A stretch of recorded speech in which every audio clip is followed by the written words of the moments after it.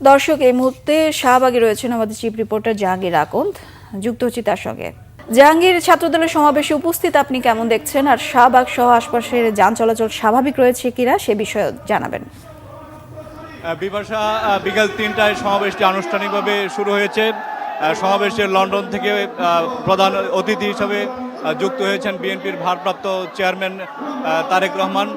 এই ছাত্র সমাবেশকে ঘিরে আপনার যা রাজধানীর বিভিন্ন প্রান্ত সহ রাজধানীর আশপাশের জেলা থেকেও নেতাকর্মীরা মিছিল নিয়ে শাহবাগে এসে ছাত্র সমাবেশে যোগ দিয়েছেন।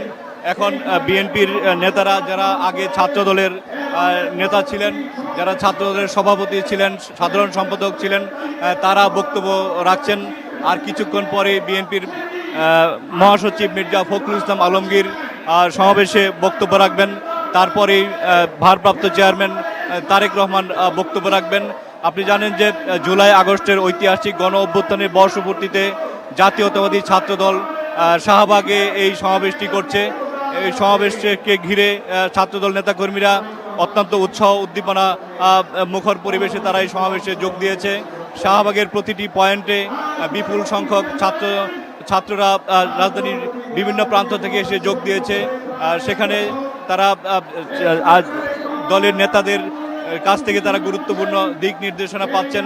আগামী দিনে কিভাবে তারা শিক্ষাঙ্গনে সুষ্ঠু শিক্ষার পরিবেশ বজায় রাখবে এবং আগামী জাতীয় নির্বাচন, যে নির্বাচনে ছাত্র জনতা সবাই ভোট দিবে এবং সুষ্ঠু অবাধ হবে। গত 16 বছর জনগণ ভোট দিতে পারেনি, সেই ভোট যাতে অবাধ, সুষ্ঠু, নিরপেক্ষ হয় সে ব্যাপারে ছাত্রদের কি ভূমিকা, সেসব বিষয়ে দিক নির্দেশনামূলক বক্তব্য দেওয়া হবে। আপনারা নিশ্চয়ই দেখতে পাচ্ছেন বিএনপির ভারপ্রাপ্ত চেয়ারম্যান তারেক রহমান এখন নেতাদের বক্তব্য শুনছেন। আর কিছুক্ষণ পরে নেতাদের যখন বক্তব্য শেষ পর্যায়ে তখন আপনার তারেক রহমান বক্তব্য দিবেন। এবং আপনি জানেন যে এই জুলাই আগস্টের যে গণ অভ্যুত্থান, সেই অভ্যুত্থানে যারা স্টেক হোল্ডার ছিল ছাত্র জনতা, তাদের মধ্যে অন্যতম শক্তি ছিল জাতীয়তাবাদী ছাত্রদল। সেই ছাত্রদলের অনেক নেতাকর্মী আপনার শহীদ হয়েছেন। গত 16 বছর ফ্যাসিস্টের আমলে তারা শহীদ হয়েছেন, প্রাণ দিয়েছেন, গুম হয়েছেন। সেসব ছাত্রদের যারা নেতাকর্মী, ত্যাগী নেতাকর্মী, তাদেরকেও কিভাবে মূল্যায়ন করা যায় এবং জুলাই অভ্যুত্থানে যারা শহীদ হয়েছেন তাদেরকে কিভাবে রাষ্ট্র মূল্যায়ন করতে পারে, সেসব বিষয়েও আলোচনা চলে এসেছে। তো এই ছিল রাজধানীর শাহবাগ থেকে সবশেষ খবর। বিপাশা এই মুহূর্তে বক্তব্য রাখছেন বিএনপির চেয়ারপারসন উপদেষ্টা আমানুল্লাহ আমান।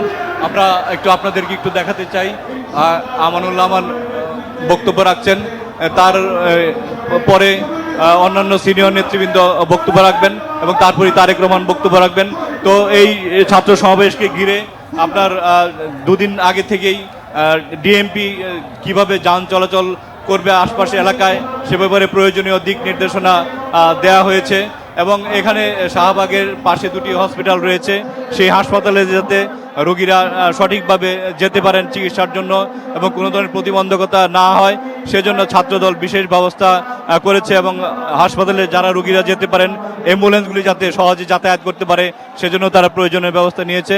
তো আমরা এই ছিল মোটামুটি শাহবাগ থেকে সবশেষ খবর। বিপাশা, পরবর্তী সংবাদে আপনাদেরকে আরও বিস্তারিত জানাতে পারবো। আর এখন বিএনপির সিনিয়র নেতারা বক্তব্য রাখার পরেই বিএনপির ভারপ্রাপ্ত চেয়ারম্যান তারেক রহমান বক্তব্য রাখবেন এবং ছাত্রদলের নেতাকর্মীদের উদ্দেশ্যে দিক নির্দেশনামূলক বক্তব্য দিবেন। তো বিপাশা, এই ছিল সবশেষ খবর।